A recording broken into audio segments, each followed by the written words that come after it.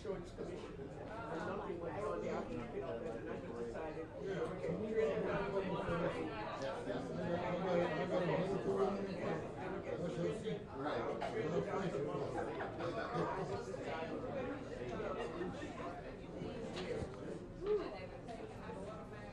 so that's what she should have bought it, and I was going to get it. She did me.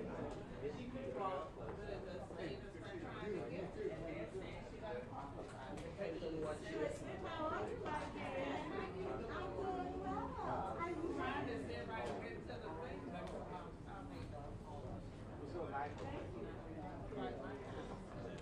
Anybody?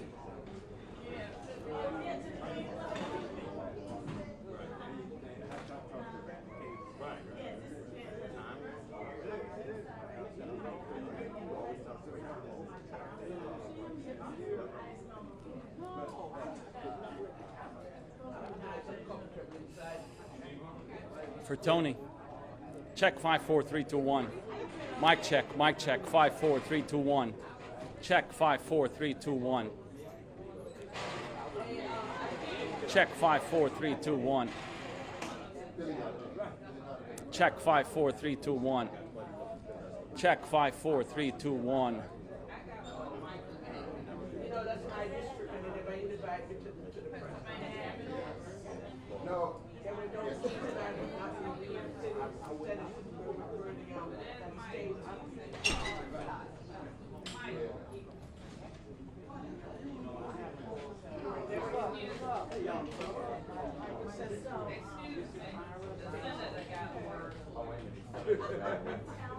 I was looking at the front page and I saw it. I was never notified that I represented This here ain't got nothing. That's the exact. No, this I spent at the river. Check 54321. Mic check, 54321. Reverend Al Sharpton, 54321.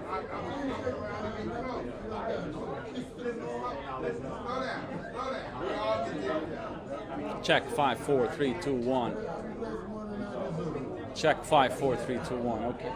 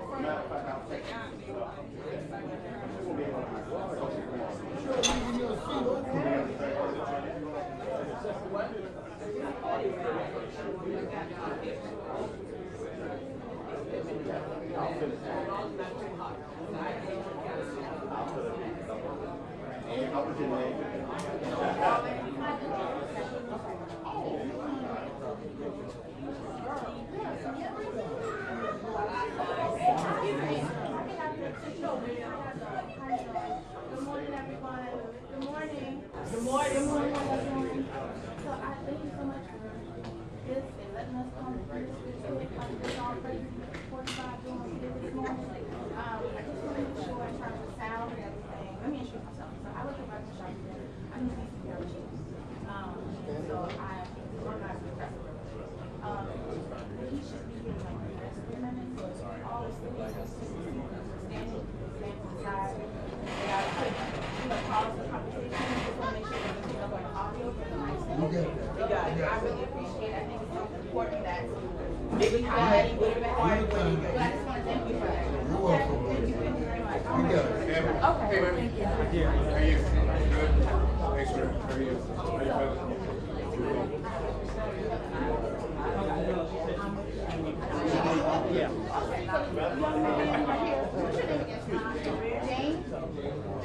Jalen has one. Okay. You can give it to her. Okay. We'll just contact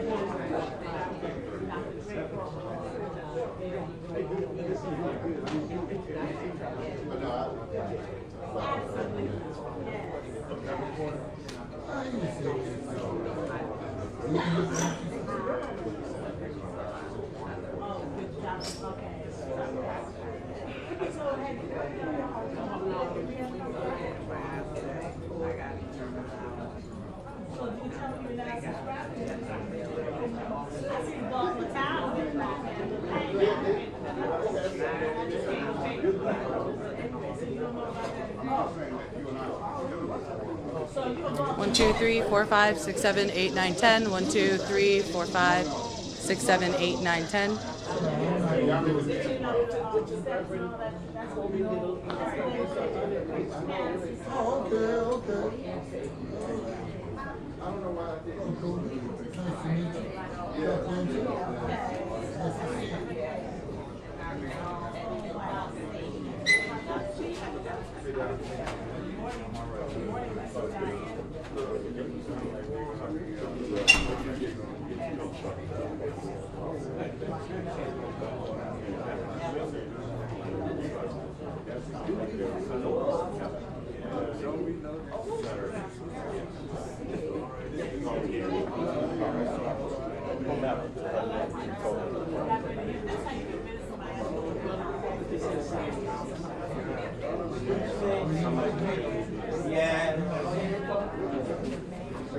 Good.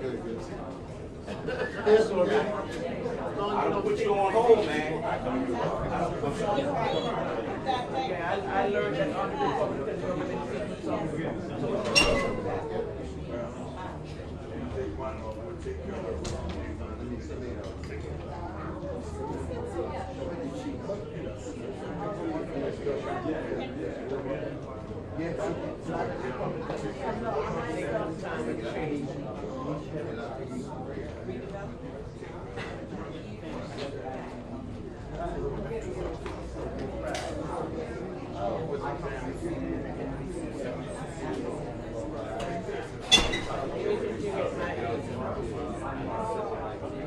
There's some right here when I got some stuff in.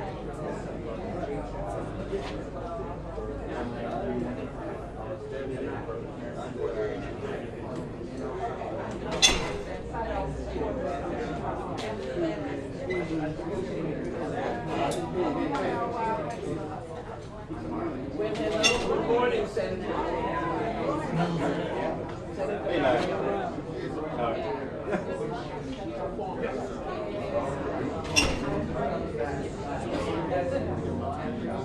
Well, yeah, I haven't read it all the way out yet, but I guess I should.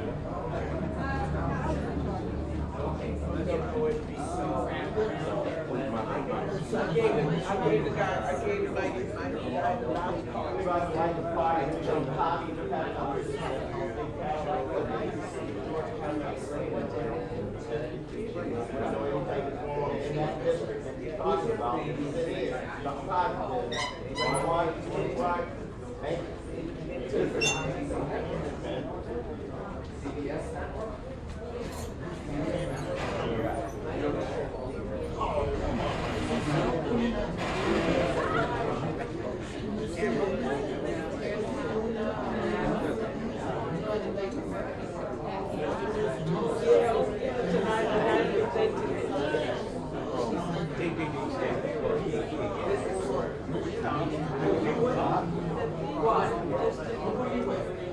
Oh, so you're in charge of deciding who I am?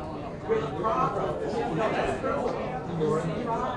I compliance on things. Yes, I advise. I was something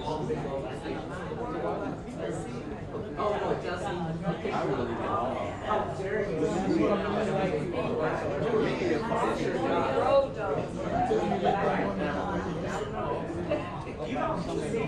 When I watch movies, I watch my shooting. Too many questions reading first. Oh, really? Mr.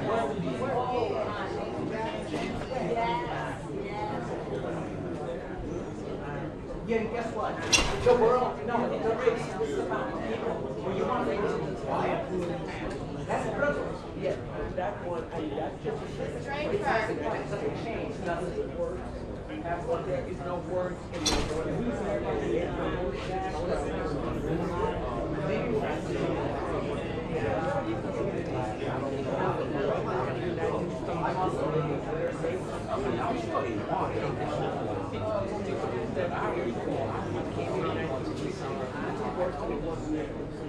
well, I just tell them we'll go back. Take them all the way back. Yeah, that's right. I see it. I'm not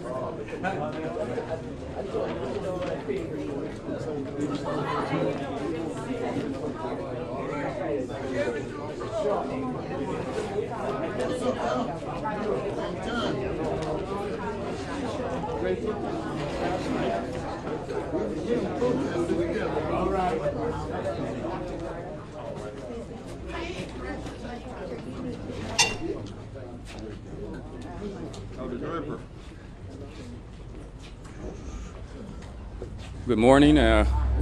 Welcome. Let me first begin by thanking the pastor for allowing us to use this wonderful facility. Just to give you a little bit of backdrop, we started this discussion back in January. Actually, many of us started this discussion many years ago. My good friend Jimmy Kemp and I, we worked on the Trump transition, talking about housing issues. Shortly thereafter, in January of this year, Michael Steele released an op-ed that appeared in the Hill as it relates to housing issues. Shortly thereafter, former Congressman Ed Towns wrote another op-ed about housing and economic development issues. As we continued to build support, we reached out to Reverend Al Sharpton, and Reverend Al Sharpton was so kind to send a letter to the president, CEO of Bank of America. We began having several discussions with Bank of America, and Bank of America has been gracious with their time and with their leadership team to begin to dialogue with us about working to engage housing issues across the nation. We decided maybe 30 or 60 days ago to host our first economic forum here in Baltimore. So we're excited to be here today to begin the discussion about housing policies. The 2008 scars that we encountered are still here today. And I'm going to close and let other folks begin to talk, but I'll close by saying a favorite verse of mine: commit your work to the Lord and your plans will succeed. And that's what we've done. We've tried to commit our work to the Lord so our plans will succeed. Can you tell us who you are, sir? My name is Elroy Saylor. Could you spell your last name, please? Saylor, S as in Sam, A-I-L-O-R. First name is Elroy, E-L-R-O-Y. Well, thank you, Elroy. As he stated, we had been talking the last several months, and I confirmed a month ago to be here today, to talk about how we must deal with the decrease in black home ownership and to come with ways to deal with it. We thought that it was a way to show a bipartisan way of economic empowerment, that we could work together as Americans. When Mr. Kemp, who works with Elroy on this, came forward, I remembered his father, who worked as a Republican across the aisle with many programs in our urban community. And I remember when President Barack Obama was in office, he asked me to tour this country with Newt Gingrich, who we were diametrically opposed to politically, but went on a 5-city tour to talk about education. So I reached out to our leadership, and Larry Young, who's led National Action Network's chapter here for a couple of decades and who is the voice of black radio in this city, the head of NAACP and others. But as importantly, the former chair of the Republican Party, Michael Steele, because I wanted people to understand this was not a partisan effort. This was not a dump anybody effort. This was about empowerment, and all of us have an investment in that. Little did I know that Mr. Trump was going to, on the eve of this, attack the congressman from this city. And not only the congressman, but the people of this city, in the most bigoted and racist way. He attacks everybody. I know Donald Trump, he's not mature enough to take criticism. He can't help it. He's like a child. Somebody says something, he reacts. He's thin-skinned and not really matured that well. But he has a particular venom for blacks and people of color. He doesn't refer to any of his other opponents or critics as infested. He does not attack their districts. He attacks Nancy Pelosi, he attacks Chuck Schumer, he attacks other whites, but he never said that their districts or their states are places that no human being wants to live. The fact of the matter is, Elijah Cummings' district is the most well-educated and middle-class aspiring district of blacks in this country. And he doesn't even know what he's talking about. Elijah Cummings is a respected and well-regarded member of Congress. And for him to be angry at Mr. Cummings, because Mr. Cummings has the moral standing to question how migrant children are being treated at the border, is an abomination to me. I am also going to be stepping in the meeting that the Baptist Ministers Conference have. And this conference deals with the whole question of, that's right, thank you, Mr. Trump's agent. Now, as we deal with these questions, and we were told there's a group of Trump folks that we know who they are, that they supposed to be. As we deal with as we deal with the Baptist ministers who have the moral authority to deal with migrant workers. So we got to deal with this issue. And we're going to take it on, and we're going to take on all of those that oppose. But I think we can't lose vision. As for his attacks on me personally, Donald Trump and I've known each other 25 years. I've marched on him with Central Park 5. I've dealt with him on the Bertha issue. He can say what he wants. Calls me a troublemaker. Yes, I make trouble for bigots. I made trouble for him with Central Park. I made trouble with him for birtherism. I'm going to keep making trouble for bigots. As far as me being a con man, if he really thought I was a con man, he'd be nominating me for his cabinet.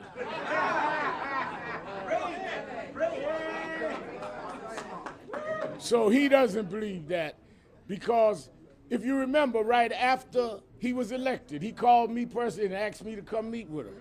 And he sent Omarosa to come and meet with me. So he doesn't believe that, but he's playing a race divisive card. We are here to talk about how we build together and get something done. In that spirit, let me bring the former chair of the Republican National Committee when Republicans were Republicans, in the spirit of Jack Kemp and others, Michael Steele.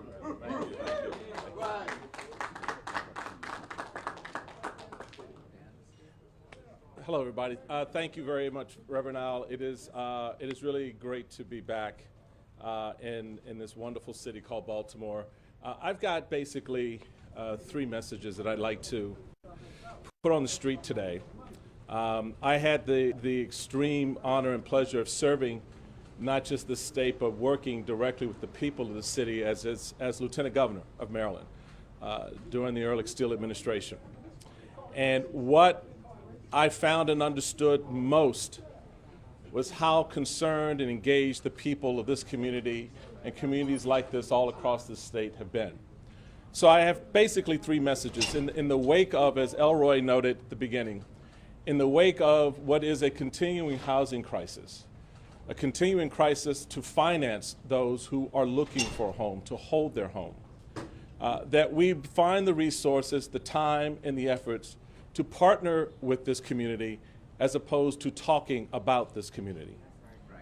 We find the time, the resources, the energy, and the effort to work with this community as opposed to disparaging this community. So the first message I have is to the President of the United States. Mr. President, your reprehensible comments are like water off a duck's back when it comes to this community. It just washes over them. It doesn't stick to them. It does not stain them. So my ask to you, sir, is to join me, to join Jimmy Kemp, to join others in this community here, in this space, on this ground. Let's walk this community, sir. Let's talk to these folks face to face, and you'll begin to realize and appreciate the hard work and the commitment that they have made. The resources that they need, you can help with. The energy they have, you will benefit from. And begin to understand why this is such a vibrant and important community. This is a place where people raise their families. This is a place where kids go to school. This is a place where businesses thrive, strive, struggle, find success, just as they do anywhere else across the state of Maryland or across the United States. We are no different. We are not defined by the color of our skin. We're not defined by 400 years of slavery. That is a part of who we are. It is what animates us. But it doesn't define us. It doesn't limit us. So, Mr. President, come on down. The streets are ready for you. The neighborhoods are ready for you. Folks want to talk to you. So just show up. Put the tweet down, brother, and show up. That's all you have to do. It's not complicated. 2, to the people of Baltimore, you are resilient, you are strong, and you are so much better than anything that anyone ever has to say negative about you. You know that. You don't have to worry about that. So work with us. Help us help you. Put out there what you need. Make the leadership accountable to you. Tell them what is lacking. Put in place the leadership you need to help you get the resources and do the things to build all of this district and districts across the city and the state. This is ours, folks. You know, we can sit back and we can complain and moan about what someone said or what hasn't been done. At some point, we have to get up and walk into that moment too. At some point, we have to look at the black-owned businesses in this community and decide how we help them, how we support them, how we grow them. At some point, we need to look at our housing and our public school system and ask ourselves, how do we make it better? Elected officials only have a limited bandwidth. You broaden and lengthen that bandwidth when you get engaged, when you get involved. So to the people of Baltimore and the people of this congressional district, this is your moment to show Baltimore and to show America your resilience and what you're made of and what you're prepared to do as well. The third message I have is more broadly speaking. There is still a bubble that will pop when it comes to our housing crisis in this country. 3 million people lost their homes in that 2008 crisis. 1 million people were evicted from their homes. And yet, how easy is it today to get a loan? Our community is still being redlined. That's why partnerships with Bank of America and other financial institutions are so important. And I applaud and support their efforts to come to the table and want to begin to work with this community to resolve. That's what this was originally about. That's why we were originally called here. That's what we've been planning for 30 days, to come here and have the next step in the conversation with this community, to put together the action items that we will need to act on when this moment is over, when we leave this building. We got sidetracked, but we should not be distracted, because the work that needs to be done to improve housing for this community, the work that needs to be done that will then benefit and flow out in education, in business, and other things, it matters. It is the time now to do this. That's why we were gathered here. That's why we wanted to have this conversation. So I appreciate the Shiloh family for opening up their heart and their home for us to be here today, to have this conversation. Folks, don't get distracted by the tweet. Don't get blinded by the noise. Don't get all caught up in the ratcheted crazy, because you do that, then all of this gets lost. I want to bring up Jimmy Kemp. Jimmy has been doing some incredible work, and I've had the pleasure of working with his dad back in the day, and it's even more of a pleasure now to work with him and what he's doing in housing, in education, community activism, awakening and bringing resources, real resources to real people every day. So Jimmy, I'll give you a moment. Thank you very much for what you're doing, buddy. Thank you. It's a privilege to be back at New Shiloh Baptist Church, and Pastor Carter, thank you for hosting this before all the media attention was coming. As everybody said, this was going to happen. And part of the reason why the Jack Kemp Foundation is involved is because, A, we're based in D.C., Baltimore's close. We've been here with events with Joe Jones from the Center for Urban Families, who's right across the street. We've been up here with Munir Bahar, with Derek Chase in Baltimore. We did a Kemp Forum on police community relations a few years ago at Coppin State. Equality of opportunity is what we're shooting for. And when I was driving here from D.C., there's not equality of opportunity in this country. We've got a lot of political division. Unbelievably, or maybe unfortunately believably, we still have incredible racial division in this country, and it takes all of us to address it. And in the political dysfunction we find ourselves, whatever you say about President Trump, he is disrupting the way things that have been happening. And so in every challenge, there's an opportunity. And I appreciate this opportunity to have this attention to focus on issues of housing and what, there are many in the political atmosphere who think that all corporations are bad and evil. Well, everybody wants a good job. Everybody wants there to be real investment. And it takes the community to help identify where those good investment opportunities are. And I drove through a bunch of row houses on Monroe Street. Half of them are vacant, half of them are occupied. Those people who have stuck in there, those are the people who we need to learn from and policymakers need to hear from. And that's a part of what this effort is. And that's what the Jack Kemp Foundation wants to highlight and bring to bear. And I appreciate the attention and opportunity and time to be with all of you. And God bless America, God bless Baltimore, and let's get to work. Thank you. Well, thank you all again. The Lord works in mysterious ways. We wanted to have a small discussion with about 10 people, our friends from Bank of America, our friends from the academic and thought leadership community, but there was a different plan, of course. And, actually, I'm going to thank everyone again for coming out. We're going to go inside and begin our discussions about housing. We're going to begin our discussions about working with Bank of America and working with the community leaders and the faith-based leaders here in Baltimore to begin to, let's make Baltimore great again. How about that? All right. Any questions? Can you just talk about roughly like the plan in terms of the housing? Are you talking about Bank of America investing in money to renovate row houses? I mean, what? Because I know this meeting was planned before the tweet Sure. started. I mean, talk about. What's your name, sir? Camille Harris. Camille Harris. Camille, thank you for that question.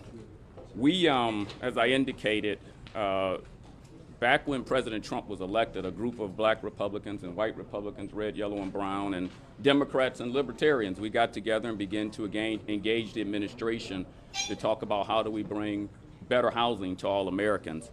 So this just did not start 30 days ago. It started many years ago. Even back to when I worked with Congressman J.C. Watts working on the American Community Renewal and New Markets Tax Credit. But more recently to your question, we started with a op-ed that was published in The Hill. You all can probably still pull that up by Michael Steele. It was titled The 2008 Financial Scars of Today. Congressman Ed Townsend produced another op-ed. Then Reverend Sharpton, shortly thereafter, within the last 60 days, submitted a letter to the CEO of Bank of America. We are in the early stages of discussion with Bank of America. We're going to look to do these sort of roundtable discussions around the country in smaller venues. What we would like to do is bring together some actual case studies, bring together some actual solutions, and actually get on the ground and talk to real people. Look, I served, Camille, as a staffer in the United States Senate. I served as a staffer in the United States House of Representatives, and I served for a governor, and I worked very, very closely with the Bush administration. Sometimes in Washington, we can sit in our ivory towers and start writing great policy with a great heart. But it's very important for us to get out of Washington and get out of the desk and actually go to a community. So again, 30 to 60 days ago, we said we're going to come right here to Baltimore and begin this discussion on housing. We have not finalized what that final housing plan will look like yet for Baltimore, but today was designed to begin the discussion with a small group to talk about that, engage with Bank of America. Is Ben Carson coming? I mean, he's the Secretary of Housing and Urban Development. What would it take at least to get his attention? Well, that's a great question. Secretary Carson is a great friend and a good ally. Jimmy and I spend lots of time with the administration and with Secretary Carson's office. I don't speak for the administration, neither does Jimmy, but we are actually in discussion, and I believe there is a HUD official that's scheduled to be here and planning to be with us here this afternoon, and that was committed several weeks ago. So yes, Secretary Carson's office is definitely looking to help to see where he can lend a hand and be helpful.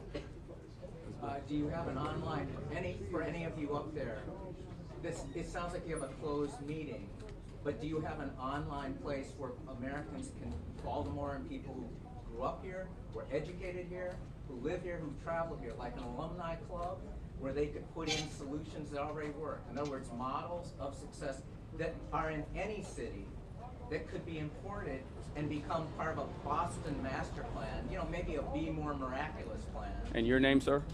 I'm known as Mr. Miyagi, but my name is Mark Tomizawa. I'm gonna do Mr. Miyagi. That is a great suggestion. Actually, Cara and I were talking about that the other day in terms of leaving this meeting here and potentially looking to create some kind of splash page or web page where we can begin to solicit other concepts and ideals and case studies. So yes, that was something. If you start it now, if you give us a place, maybe it'll get built by the time you're out of your meeting. Well, we like ambition. Good morning. I'm Kobe Little. I'm president of the NAACP here in Baltimore, and we invite anyone who does have feedback or who wants to plug in. You can visit our website at naacpbaltimore.org and enter your name into our website, and we can put you on our mailing list. Or you can visit our Facebook page at NAACP Baltimore City Branch, and there you can leave us a message and give any kind of input, and we'd be glad to pass it on to Reverend Al and the other partners in this conversation. All right, thank you all very much. We're going to hope to see President Trump, Reverend Sharpton, Michael Steele, and Jimmy Kemp walking the streets of Baltimore pretty soon. Hopefully. Thank you. I'm sorry. No. Evan Effie or whatever his name is. Evan. Yeah, please. You're no good. You failed the meeting.